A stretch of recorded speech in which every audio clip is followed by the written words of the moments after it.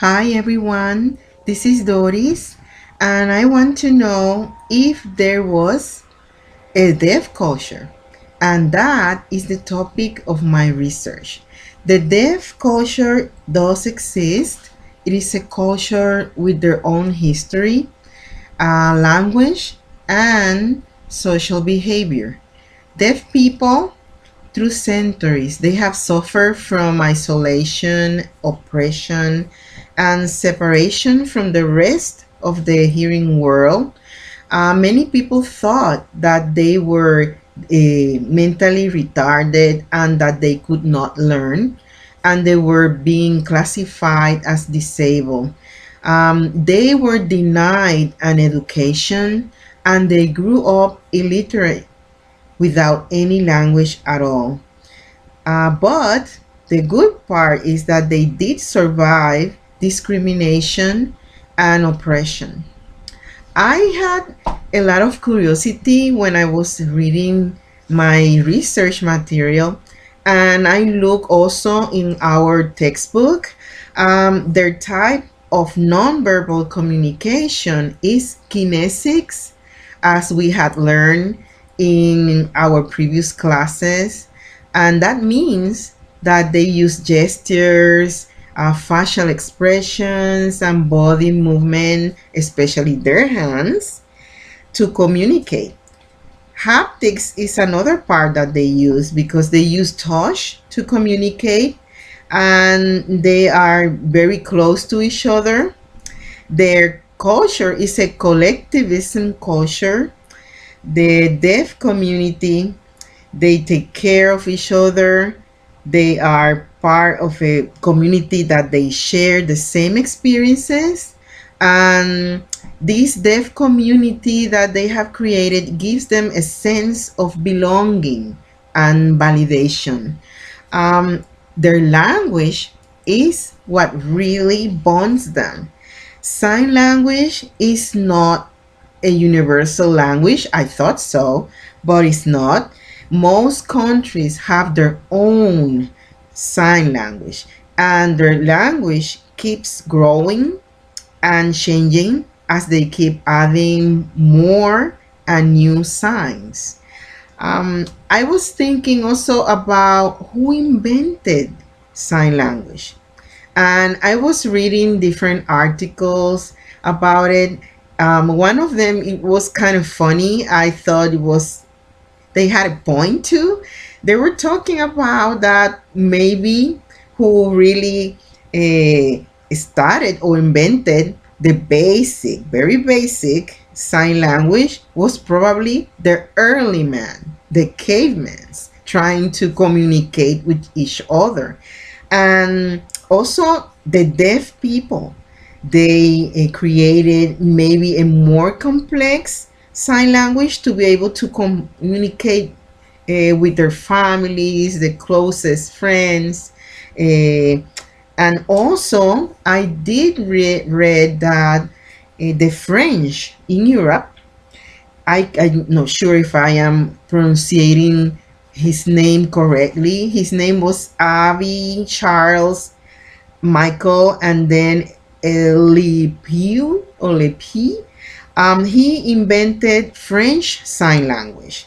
And from here, from the United States, Mr. Thomas Hopkins Gallaudet, he went to France to learn more about this sign language method. He was he wanted to learn so he could educate others here in the United States. And he met Mr. Laurent Clerc.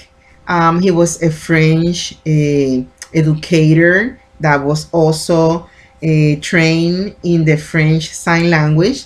And he came with Mr. Gallaudet to the United States.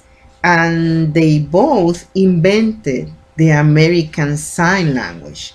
And they established schools here.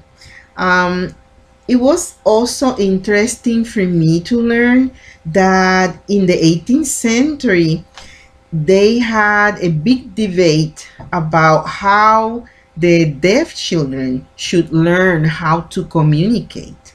Some people believe, some educators believe that they should only learn to communicate using sign language, but others believe that they should use oral language, that the sign language was keeping them from learning. And from that method, they created the oralism learning method. Um, Mr. Alexander Graham Bell, yes, that's the man who invented the telephone. I was very surprised. He was married to a deaf woman, and his mom was deaf, and he was a very strong supporter of the oralism method. I'm going to describe a little bit what the method was about. They believe that they should teach deaf children to talk, and they prohibit those children to use sign language at all. They will use vibrations, repetition of sounds, vowel sounds, speech. They had a lot of speech classes, but if the child knew already sign language and was trying to sign, they will put gloves in their hands and they will tie them together so they wouldn't use their hands. They went so far that they even, for a certain amount of time during the 18th century, they prohibit teachers to teach children's sign language. They will train to teach them through the oralism method. But Mr. Bell, unfortunately, he did a lot of damage to the deaf community by using this oralism method. They discovered that they were children that were deaf trying to learn how to speak. They were losing a lot of precious time in learning, while the children that they had learned and they were learning sign language, they were more advanced and learning other things instead of just sign language, while the ones that were learning through the oralism method, they were all the time doing great effort, working very hard, but they will never be able to really hear. So after a lot of debate, that was abolished, that prohibition time, and then they started to learn again using sign language or oralism. They had a choice. And right now, in nowadays, many parents, they still have some difficulty in choosing what method it will be the best for their own children to communicate. Some of them, they just decide to teach them sign language, and they go to complete sign language schools that they don't teach oralism at all. Some parents, they decide to teach to use the oralism method, but with other enhanced methods like technology that they use, like implants or hearing aids that will enhance their learning if they use the oralism method. And the deaf people, the deaf community, they have a very a really great love for socialization. They are very involved in the schools because the schools is like a foundation for their own culture. They are involved in everything that you can imagine, sports.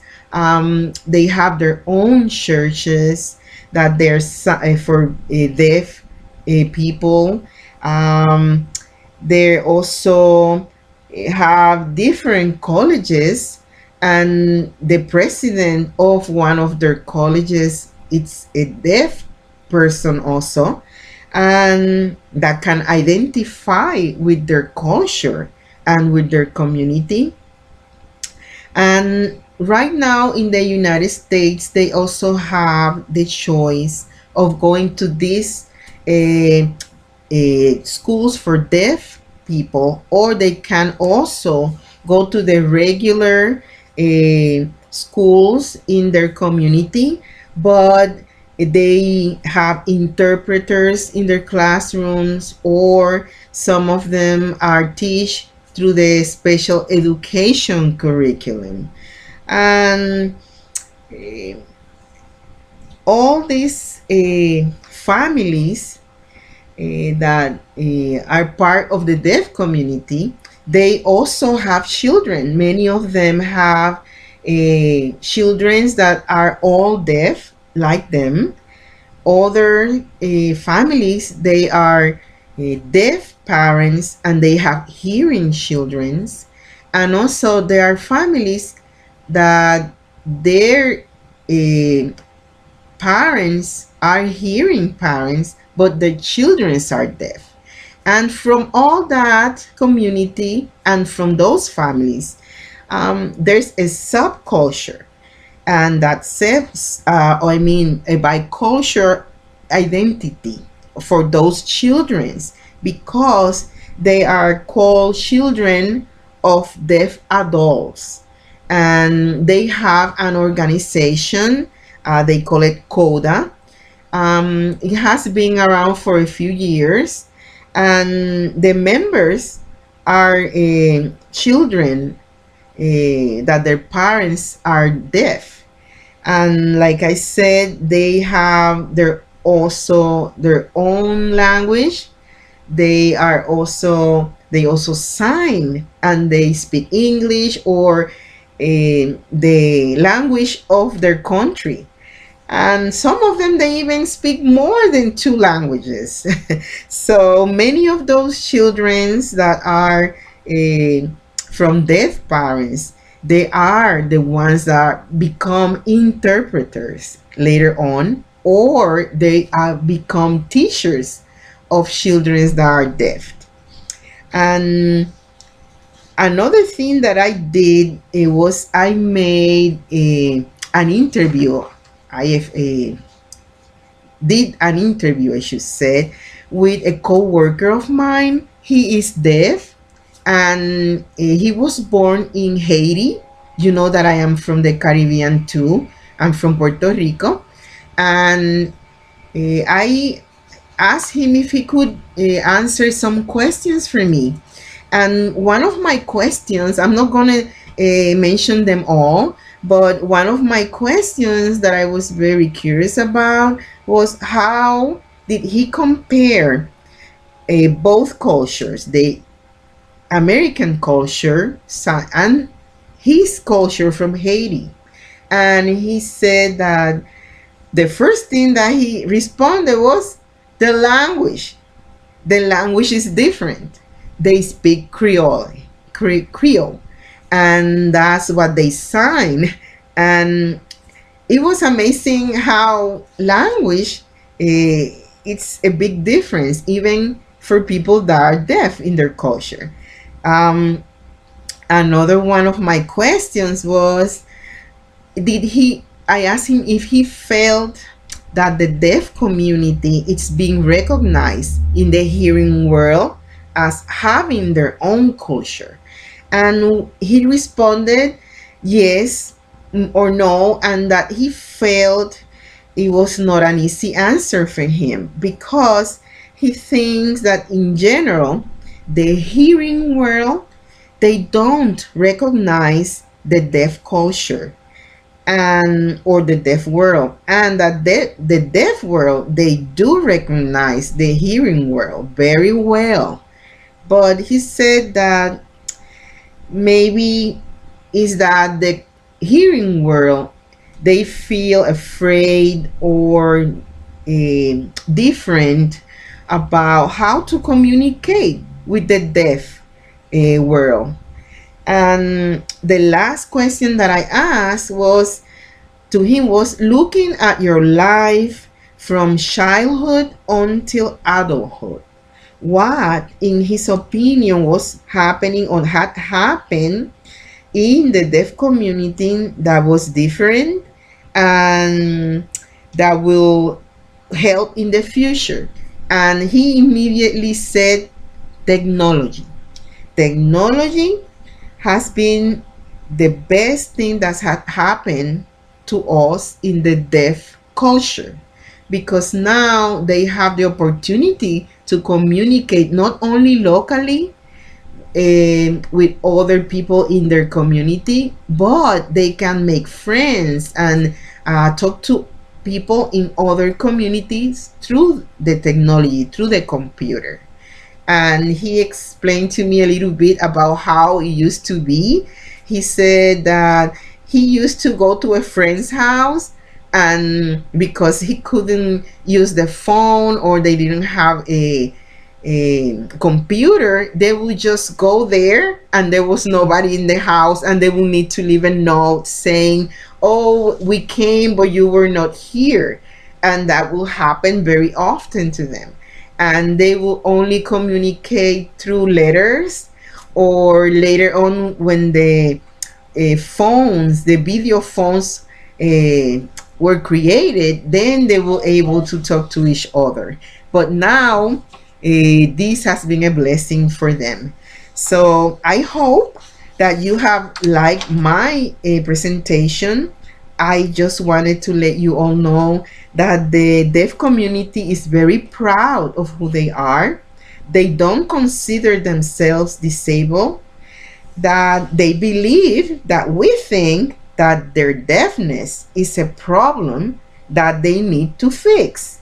And what they do is they focus in what they could do and not in what they can do. And they will continue dealing with the world perception of their deafness. Thank you. Bye bye.